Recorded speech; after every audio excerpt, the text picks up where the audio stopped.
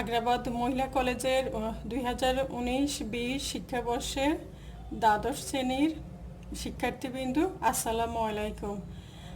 আজকে আমরা যে চ্যাপ্টারটা করাবো সেটা হচ্ছে অংশীদারি ব্যবসায়ের হিসাব। তোমরা হয়তো নিশ্চয়ই এই অঙ্কের নিয়মটা জানো, কিভাবে করতে হয়। জয়নবাবা, হোসনারা, ফারজানা ওনারা দিয়েছে। তা আমি আর অঙ্কের নিয়মে যাচ্ছি না, আমি সরাসরি অঙ্কে চলে যাচ্ছি। প্রশ্নটা ছিল, রাসেল, মুন্না ও মাহফুজ একটি অংশীদারি ব্যবসায় 3 জন অংশীদার। 2017 সালের 1 জানুয়ারি তারিখে তাদের মূলধনের পরিমাণ ছিল রাসেল 90,000 টাকা, মুন্না 60,000 টাকা, মাহফুজ 30,000 টাকা। তারা লাভ লোকসান মূলধন অনুপাতে বন্টন করে নেয়। অংশীদারি চুক্তি অনুযায়ী প্রত্যেক অংশীদার মূলধন ও উত্তোলনের উপরে 10% সুদ পাবে। ব্যবসায় সার্বক্ষণিক দায়িত্ব পালনের জন্য মাহফুজ প্রতি মাসে 1,500 টাকা করে বেতন পাবে। 17 সালের 1 অক্টোবর তারিখে মুন্না ব্যবসায়ের 20,000 টাকার ঋণ প্রদান করেন। সম্ভাব্য লাভের প্রত্যাশায় ব্যবসা হতে রাসেল এপ্রিল 1 তারিখে 15,000 টাকা উত্তোলন করেন। মুন্না ও মাহফুজ এর সারা বছর উত্তোলনের পরিমাণ ছিল যথাক্রমে 10,000 টাকা এবং 8,000 টাকা। মাহফুজ নগদ উত্তোলন ছাড়াও 5,000 টাকা মূল্যের পণ্য উত্তোলন করেছেন, যা হিসাবভুক্ত হয়নি। উপরোক্ত সমন্বয়গুলি সাধন করার পূর্বে ব্যবসায়ের নিট লাভের পরিমাণ ছিল 1,19,275 টাকা উপনীত হয়েছিল। কতে করতে বলেছে মূলধনের উপরে সুদের পরিমাণ, খতে লাভ লোকসান আবন্টন হিসাব, ঘতে অংশীদারদের মূলধন হিসাব তৈরি করো। এখন আসো আমরা অঙ্কে যাওয়ার আগে একটু কথাগুলো একটু বলি। নিয়মটা তোমরা তো জানোই, অংশীদারি অঙ্কে সবসময় অঙ্কের নিচে লাভের টাকা দেওয়া থাকে। এই যে একটা লাভ দেওয়া থাকবে, সবগুলো অঙ্কে দেওয়া থাকবে, ওইটা আবন্টন হিসাবে ক্রেডিট পাশে যাবে সবসময়। আর আবন্টন হিসাবটা যে আমরা করব সেটা হচ্ছে কারবারের হিসাব। কারবারের আয়গুলো যাবে ক্রেডিট পাশে আর খরচগুলো আসবে ডেবিট পাশে। আর মূলধন হিসাব হচ্ছে অংশীদারদের হিসাব। মূলধন হিসাবের ক্রেডিট পাশে যাবে অংশীদারদের লাভের টাকা আর ডেবিট পাশে আসবে খরচের টাকা। এখন আসো আমরা অঙ্কে চলে যাব। বলা ছিল উত্তোলনে সুদের পরিমাণ নির্ণয়। তাহলে দেখো, রাসেল 1 এপ্রিল তারিখে 15,000 টাকা উত্তোলন করে। তাহলে চুক্তি অংশীদারি অঙ্কটা হচ্ছে পুরাটাই চুক্তি। চুক্তিতে যাই বলে সেভাবে করতে হবে। তাহলে ওদের চুক্তিতে বলা ছিল উত্তোলন মূলধন এবং উত্তোলনের উপরে 10% সুদ পাবে। তাহলে দেখো, রাসেল 1 এপ্রিল তারিখে 15,000 টাকা উত্তোলন করে। তাহলে 15,000-এর 10% কত আসে? 1,500। তাহলে আবার এদিকে তারিখ হচ্ছে 1 এপ্রিল। তাহলে এপ্রিল থেকে হিসাব করো ডিসেম্বর 31 পর্যন্ত কয় মাস হয়? 9 মাস। তাহলে 1500-কে 12 দিয়ে ভাগ করে 9 দিয়ে গুণ করলে কত আসে? 1,125 টাকা। তাহলে এটা হচ্ছে রাসেলের উত্তোলনের সুদ।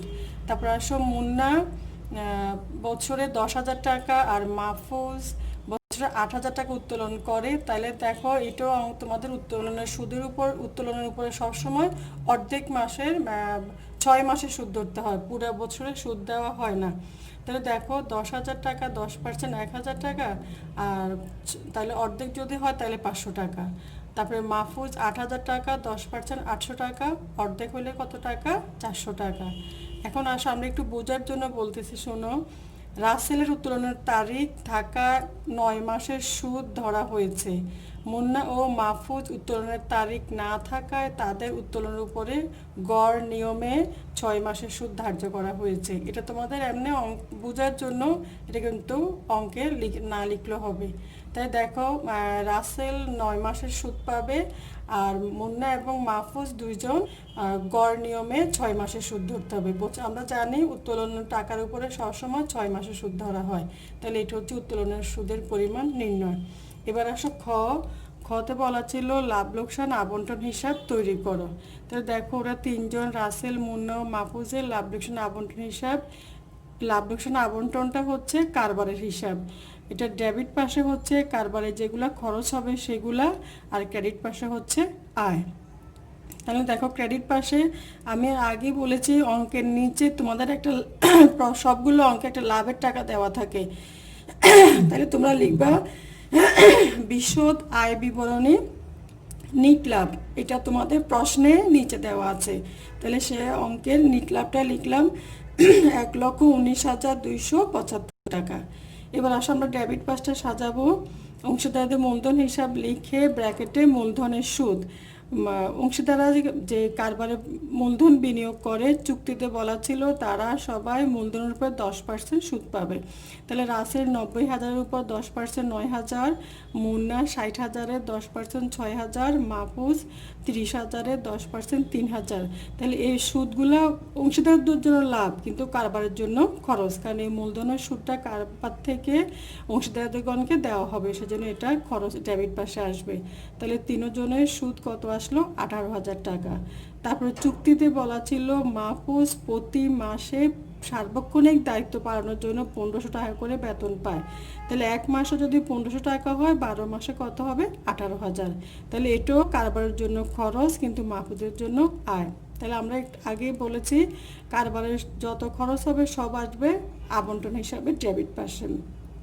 তারপর দেখো বলা ছিল মুন্না কারবারের ঋণ বিনিয়োগ করে, কারবারের ঋণে দিচ্ছে। তাহলে একটা চুক্তিতে আছে যখনই ঋণ দেওয়া হয় তার উপরে 6% সুদ ধরা হবে। ঋণ দিলেই তার উপরে 6% সুদ ধরতে হবে। আর যদি প্রশ্নে সুদের হারের পার্সেন্টটা দেওয়া থাকে তাহলে সেই অনুযায়ী হবে।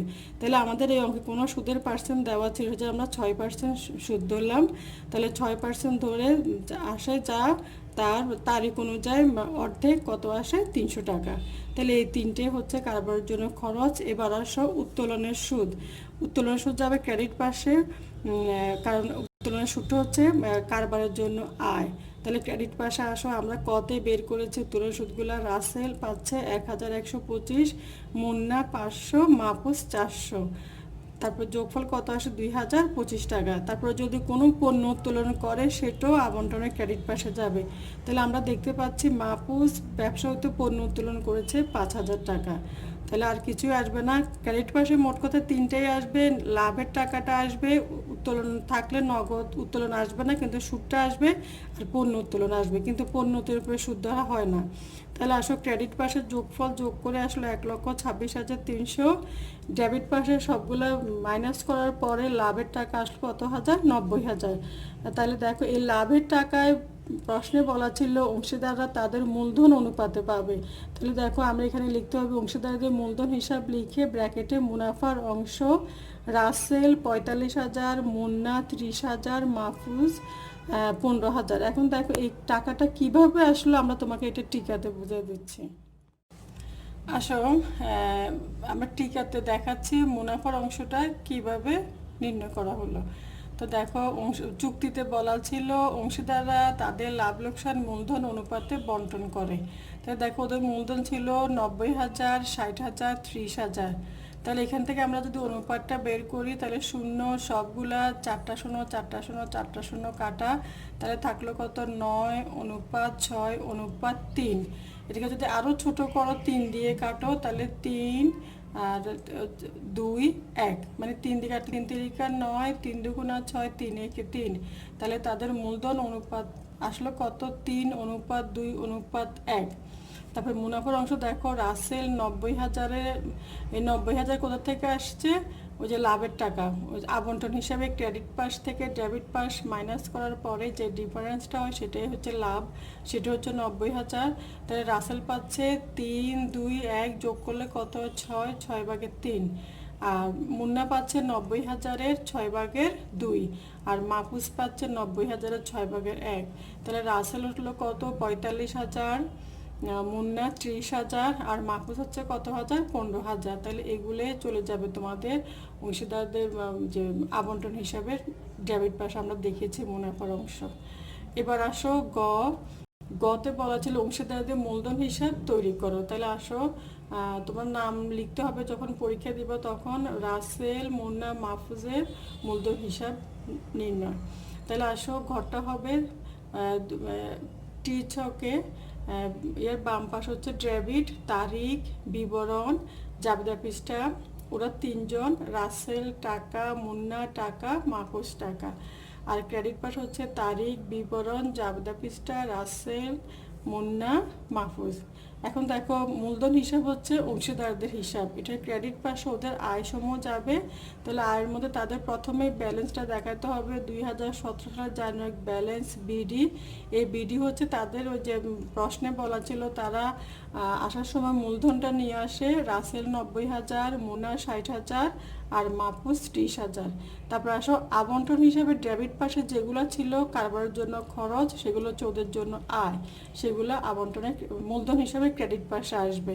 তাই তারিখ হবে ডিসেম্বর 31। হেডলাইন করতে হবে একটা লাভ লোকসান আবন্টন হিসাব, মূলধনের সুদ 9,000, 6,000, 3,000।